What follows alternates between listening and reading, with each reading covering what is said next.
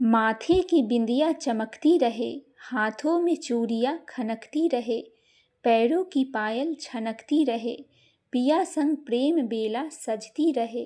व्रत रखा है मैंने इस कामना के साथ, लंबी उम्र हो तुम्हारी प्रियतम, हर जन्म मिले बस तुम्हारा ही साथ, हम यूं ही प्रेम बंधन में बंधे रहे। वट सावित्री की आप सभी माताओं और बहनों को ढेर सारी शुभकामनाएं। आइए सुनते हैं वट सावित्री की कथा। वट सावित्री का व्रत सुहागिन महिलाओं के लिए सबसे महत्वपूर्ण और पवित्र त्योहार में से एक है। यह व्रत पति की लंबी आयु, स्वास्थ्य और समृद्धि के लिए रखा जाता है। यह दिन सती सावित्री की अटूट भक्ति का प्रतीक है। इस साल 2026 में वट सावित्री का व्रत अमावस्या की उत्तर भारत में दिन शनिवार को 16 मई को मनाया जाएगा। आइए अब सुनते हैं वट सावित्री व्रत की कथा।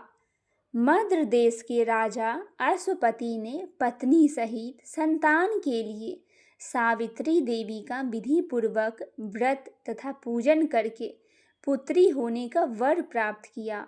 सर्वगुण संपन्न देवी सावित्री ने पुत्री के रूप में अश्वपति के घर कन्या के रूप में जन्म लिया। कन्या के युवा होने पर अश्वपति ने अपने मंत्री के साथ सावित्री को अपना पति चुनने के लिए भेज दिया। सावित्री अपने मन के अनुकूल वर का चयन कर जब लौटी तो उसी दिन देवर्षि नारद उनके यहाँ पधारे। नारद जी के पूछने पर सावित्री ने कहा, महाराज धूमसेन के पुत्र सत्यवान की कृति सुनकर उन्हें मैंने पति के रूप में वरण किया है।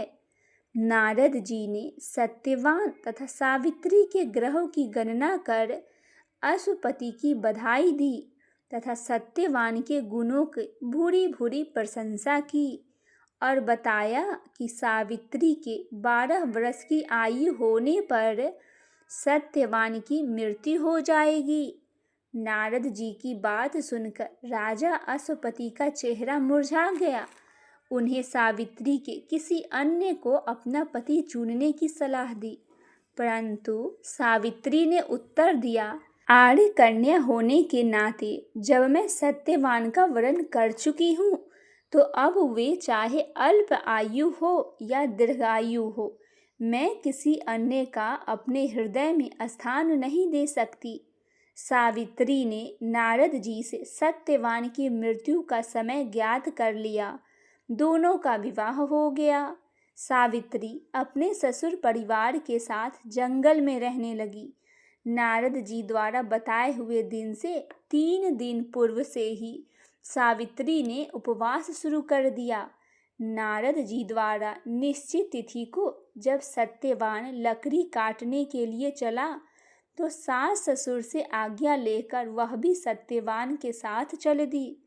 सत्यवान वन में पहुंचकर लकड़ी काटने के लिए वृक्ष पर चढ़ा।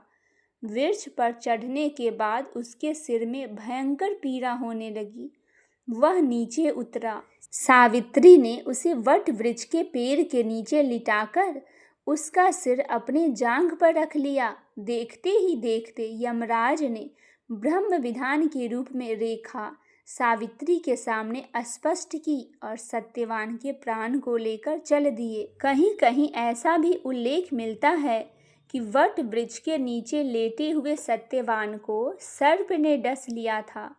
सावित्री सत्यवान को वट वृक्ष के नीचे ही लिटाकर यमराज के पीछे पीछे चल दी। पीछे पीछे सावित्री को आता हुआ देख यमराज ने उसे आदेश दिया, तुम लौट जाओ। इस पर वह बोली, महाराज, जहाँ पति वहीं पत्नी होती है, यही धर्म और यही मर्यादा है। सावित्री की धर्मनिष्ठा से प्रसन्न होकर यमराज बोले, पति के प्राणों के अतिरिक्त कुछ भी मांग लो। सावित्री ने यमराज से सास ससुर की आंख की ज्योति और दीर्घायु मांगी। यमराज ने तथास्तु कहकर आगे बढ़ गए। सावित्री भी यमराज के पीछे पीछे चलती रही। यमराज ने अपने पीछे आते सावित्री से वापस लौट जाने को कहा।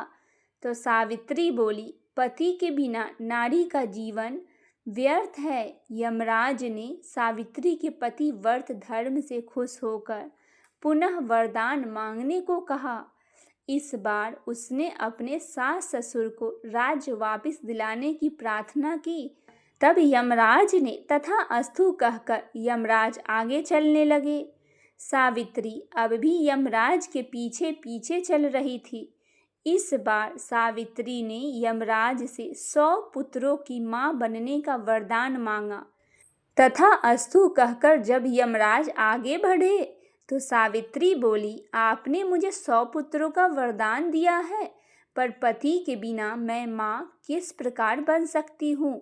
अपना यह तीसरा वरदान पूरा कीजिए। सावित्री की धर्मनिष्ठा, ज्ञान, विवेक तथा पतिव्रत धर्म की बात जानकर यमराज ने सत्यवान के प्राण को अपने वश से स्तवन कर दिया। सावित्री सत्यवान के प्राण को लेकर वट वृक्ष के नीचे पहुंची, जहां सत्यवान का मृत शरीर रखा था। सावित्री ने वट वृक्ष की परिक्रमा की तो सत्यवान जीवित हो उठे। गाजे बाजे के साथ वट वृक्ष की पूजा की। पत्तों के गहने बनाकर पहने तो वो हीरे मोती की हो गई।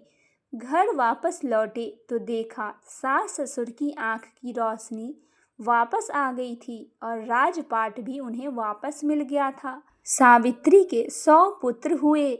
सत्यवान को राजगद्दी मिली। चारों तरफ सावित्री के व्रत की चर्चा होने लगी।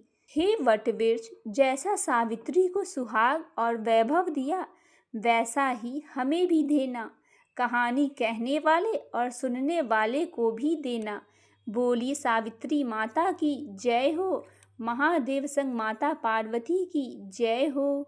आइए सुनते हैं वट सावित्री की एक और कथा, महालक्ष्मी और सत्यभामा की पतिव्रता की कथा। एक बार द्वारिका में श्री कृष्ण की पत्नी सत्यभामा को अपने रूप, ऐश्वर्य और श्री कृष्ण के प्रेम पर बहुत घमंड हो गया। तब माता पार्वती और देवर्षि नारद ने सत्यभामा का यह अहंकार तोड़ने की योजना बनाई।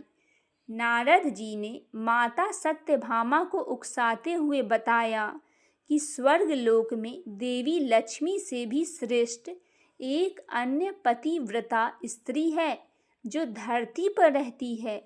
यह सुनकर सत्यभामा को बहुत ईर्ष्या हुई और उन्होंने देवी लक्ष्मी को चुनौती देने के लिए श्री कृष्ण के साथ उस स्त्री के घर जाने का निश्चय किया। वे दोनों पृथ्वी पर महर्षि अन्नी और उनकी पत्नी सती अनसुईया के आश्रम में पहुँचे। सती अनसुईया अपने पतिव्रता धर्म और तपस्या के लिए प्रसिद्ध थी।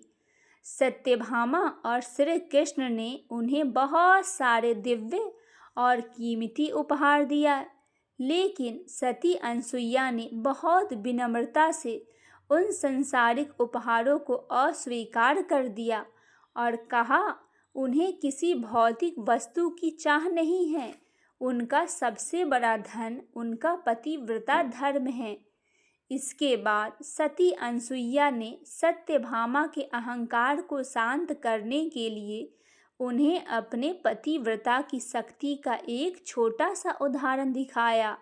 उन्होंने अंजलि में जल भरकर उसका आचमन कर उस जल को पति महर्षि अन्नी पर छिड़क दिया।